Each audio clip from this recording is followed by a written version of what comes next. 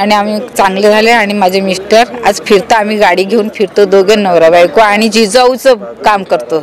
जिजाऊ आल्यापासून एवढं परिवर्तन झालेलं आहे आमच्याकडे की साहेबांची तिथे पदस्पर्श स्पर्श झाला आणि आमच्या गावामध्ये आज 35 लोकांचं आम्ही डोळ्याचं मोफत ऑपरेशन केलेलं आहे। पालघर जिल्हा स्वातंत्र्याच्या 75 वर्षांनंतरही आजही पारतंत्र्यात आहे। पालघर जिल्ह्याला स्वातंत्र्य मिळालं की नाही असा प्रश्न पडत आहे। कुठलेही शासन जिल्ह्याकडे गांभीर्याने बघत नाही। ठाणे जिल्ह्याचे विभाजन विकासासाठी केले, मात्र आजही विकास कुठेच दिसत नाही।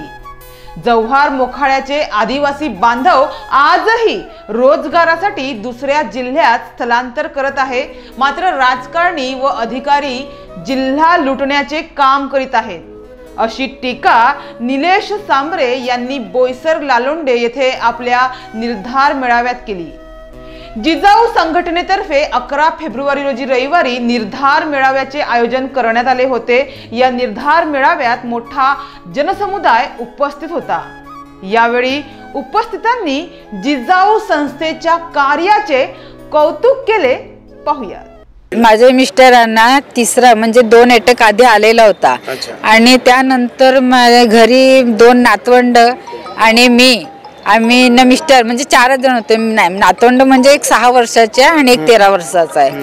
तर त्याने 4:30 वाजता रात्री म्हणजे सकाळी पहाटे म्हणजे खराब झाला, तब्येत खराब झाली। तर आता काय करावं, मग जंगलातून म्हणजे कोसबाड मधून घेऊन, पण नशीब की रिक्षा आली, रिक्षामधून मी घेऊन गेली तिथे कॉटेजला हॉस्पिटलला।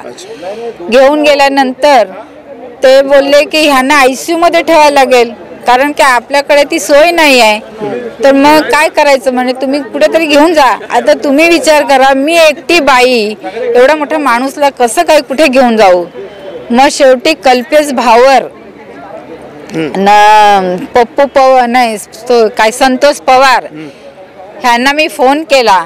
हे बोलले की ताई आम्ही पण मनोरला निघालेले आहेत, पण म्हटलं मी रडून पडली। तर म्हणे काय, तर म्हणे घाबरू नको, टेन्शन घेऊ नको, आम्ही तुम्हाला पोहोचवू झडपोलीला।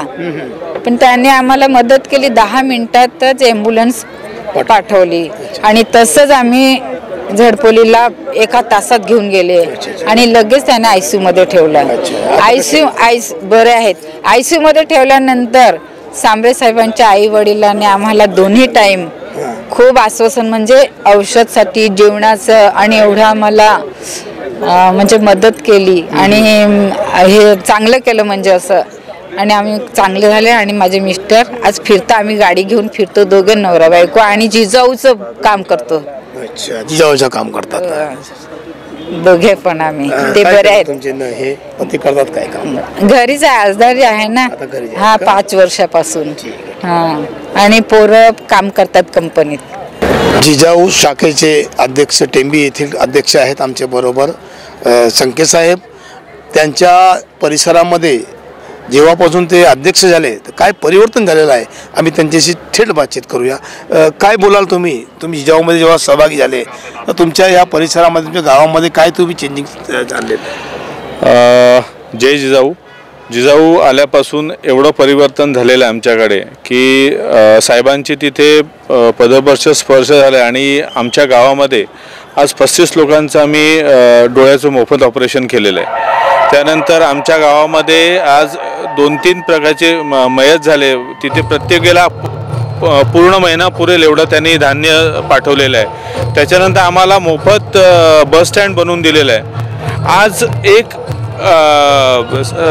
पॉलिटिकल लीडर किंवा पंचायत समिती सदस्य किंवा जिल्हा परिषद सदस्य पण हे कामं करू शकत नाही, ते आज आम्हाला साहेबांनी मोफत करून दिलेलं आहे। आणि खूप आम्हाला त्यांच्याकडून अपेक्षा आहे, येणाऱ्या वेळेमध्ये त्यांची मजल ही पार्लिमेंटमध्ये पण गेली पाहिजे आणि मंत्रालयामध्ये पण आपली लोक गेली पाहिजेत। आमच्या त्यांना खूप खूप शुभेच्छा आहे। आमच्यासारख्या सर्वसामान्य माणसाला तो जो रिस्पेक्ट मिळतो जिजाऊमध्ये तो बाकी कुठेही मिळणार नाही। आज माझ्यासोबत माझ्या गावातली पण सगळी निवृत्त पोलीस इन्स्पेक्टर असेल, आज सगळे माझे लोक माझ्यासोबत खांद्याला खांदा लावून उभा आहे। तर साहेबांचा मी खूप खूप ऋणी आहे।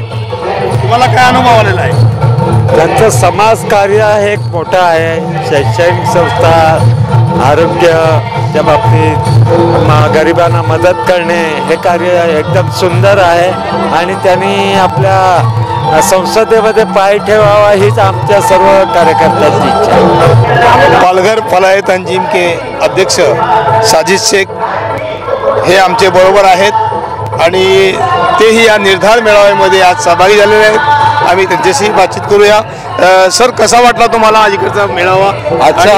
आजचा जो निर्धार मेळावा जो आयोजित केला होता निलेश सांबरे साहेबांनी, हा खूप अभूतपूर्व होता आणि ही आज यशाची नांदी आहे असं आम्हाला दिसते की निर्धार मेळाव्यातनं आज यश दिसते आणि ते जे त्यांनी जो निर्धार केलेला आहे त्या यशात ते पूर्ण हे यशस्वी होतील आणि ते त्याच्यामध्ये आपला जो उमेदवार आहे ते निश्चित निवडून आणतील असा मला विश्वास आहे.